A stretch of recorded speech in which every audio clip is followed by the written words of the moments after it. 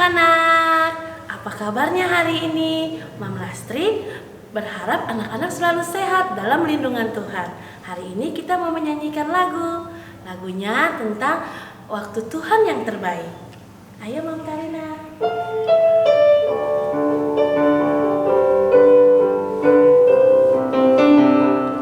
Bila kau izinkan sesuatu terjadi,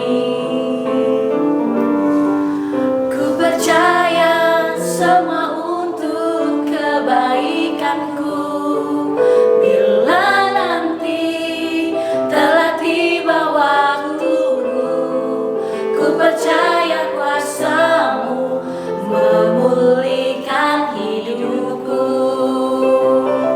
Waktu Tuhan pasti yang terbaik, walau kadang tak mudah dimengerti. Lewati cobaan, ku tetap percaya waktu Tuhan pasti yang terbaik. Waktu Tuhan pasti yang terbaik, walau kadang tak mudah dimengerti.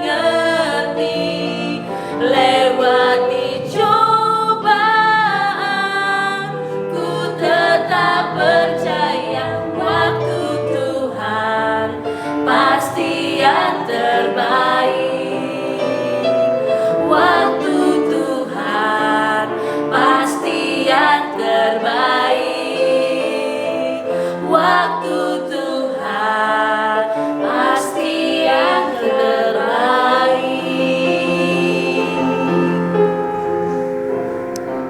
Shalom anak-anak semuanya, apa kabarnya hari ini? Wah, pastinya luar biasa dan tetap semangat. Anak-anak, hari ini kita mau belajar firman Tuhan. Tapi sebelumnya, mari kita berdoa. Tuhan, terima kasih buat hari ini, buat kasih setia Tuhan dalam kehidupan kami. Tuhan, kami akan belajar firman Tuhan. Mari ya Roh Kudus, Kau tolongi setiap kami, agar kami memahami dan mengerti setiap isi firman yang disampaikan. Di dalam nama Tuhan Yesus, kami mengucap syukur dan berdoa. Haleluya. Amin. Nah anak-anak, sebelum kita mendengarkan firman Tuhan dari Mam Sophie, terlebih dahulu kita saksikan drama berikut ini. Nabi yang bernama Nabi Yeremia. Nabi ini diberikan karunia oleh Tuhan untuk bernubuat. Di suatu negara ada prajurit yang siap untuk berperang.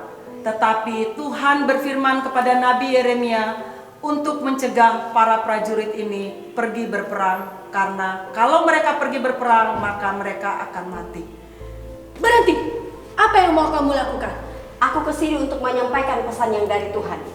Jangan kalian berperang. Seperti kata firman Tuhan, jika kalian tetap di kota ini, kalian semua akan mati karena pedang, penyakit, sampar. Tetapi kalian keluar dari kota ini, kalian akan selamat dan nyawa kalian akan menjadi jarahan bagi kalian. Tetapi ada pemuka-pemuka yang tidak suka dengan Nabi Yeremia. Dia merasa bahwa apa yang disampaikan oleh Nabi Yeremia itu akan melemahkan semangat para prajurit yang ada. Raja, sesungguhnya orang ini harus dihukum mati karena dia melemahkan semangat prajurit-prajurit dan membuat ketidaksejahteraan atas kota kita, bahkan kesialan. Raja, hukum mati dia, Raja. Baiklah, dia ada dalam kuasa-Mu. Baik, Raja. Prajurit, seret Yeremia ke sumur. Ayo, cepat, ayo. Ayo, masuk, cepat. Bawa masuk Raja ke sumur. Ayo, angkat kakinya.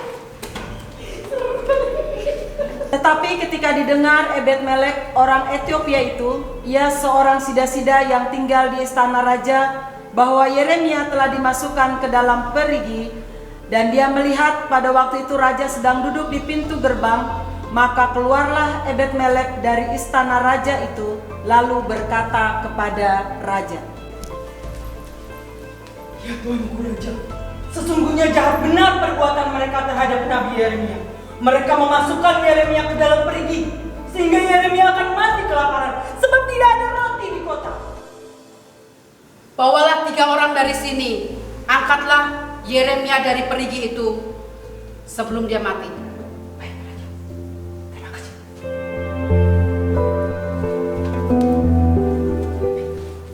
Kemudian Ebed-Melek bersama dengan 3 prajurit pergi untuk menolong Nabi Yeremia. Nabi Yeremia, Yeremia, Yeremia, ayo.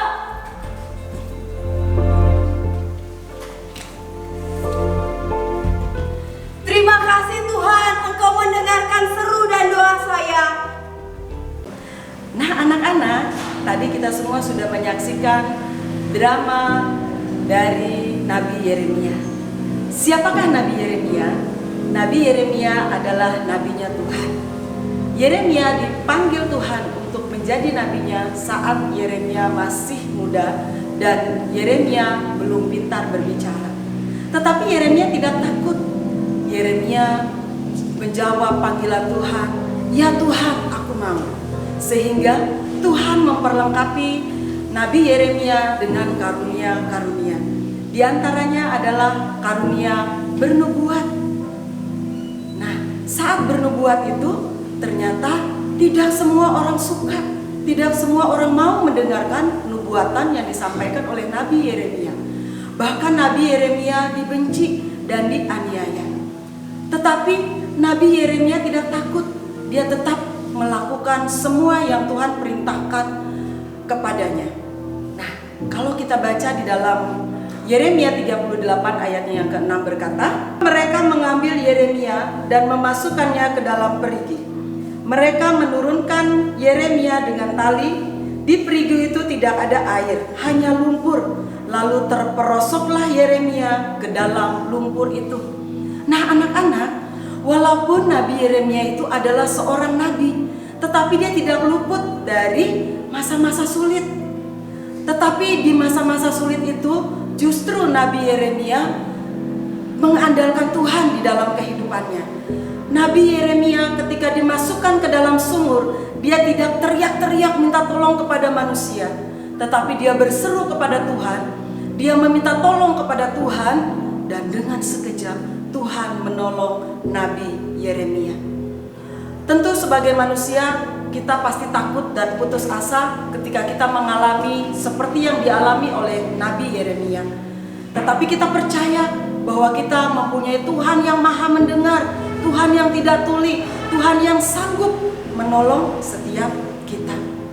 Nah, di dalam doanya Yeremia itu juga terdapat di dalam kitab Ratapan 3 ayatnya yang ke-55 sampai dengan yang ke-56. Mam Sofi bacakan ya. Tuhan berkata, "Ya Tuhan, aku memanggil namamu dari dasar lubang yang dalam. Engkau mendengar suaraku. Janganlah kau tutupi telingamu terhadap kesahku dan teriak tolongku."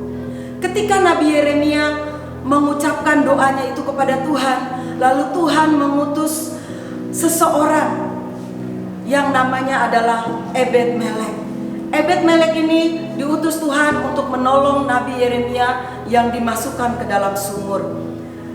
Lalu selamatlah Nabi Yeremia. Nah anak-anak, dari cerita Nabi Yeremia ini kita mau belajar bahwa setiap kita tidak boleh takut. Mungkin setiap kita mengalami banyak masalah. Mungkin anak-anak punya masalah dengan kesulitan dalam pembelajaran, atau mungkin anak-anak punya masalah dengan sakit penyakit. Tetapi percayalah, ketika anak-anak berseru kepada Tuhan, ketika anak-anak minta tolong kepada Tuhan, maka Tuhan pasti akan menolong. Firman-Nya berkata, berserulah maka Tuhan akan menjawab. Nah anak-anak juga harus siap ketika anak-anak dipanggil oleh Tuhan untuk menjadi pendoa-pendoa. Berdoa buat keluarga, berdoa buat kota, berdoa buat bangsa. Tentu saja dengan bahasa yang sederhana. Misalkan, Tuhan berkati keluargaku, Tuhan berkati kotaku, Tuhan berkati bangsaku Indonesia. Jadi kita mau belajar dari Nabi Yeremia, tidak boleh takut, tapi harus berani. Karena Tuhan memberikan roh keberanian kepada setiap kita, kepada setiap anak-anak. Nah anak-anak, Demikianlah firman Tuhan yang Bang Sophie sampaikan hari ini. Semoga setiap kita diberkati dengan berkat yang berkelimpahan. Amin. Mari kita berdoa. Tuhan, terima kasih buat kebenaran firman-Mu yang sudah kami sampaikan hari ini ya Tuhan.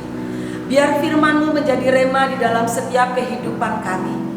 Biar Tuhan melalui Roh Kudus Engkau yang mengajarkan kepada kami untuk kami berani melakukan segala sesuatu. Karena kami percaya Tuhan, Engkau yang selalu menyertai kami dan tidak pernah meninggalkan kami. Bahkan Engkau adalah jawaban atas setiap doa-doa kami. Terima kasih ya Bapa di surga, Engkau sertai kami sepanjang hari ini. Dan biarlah anugerah dan kasih karunia Tuhan melingkupi setiap kami. Di dalam nama Tuhan Yesus kami mengucap syukur dan berdoa. Haleluya. Amin.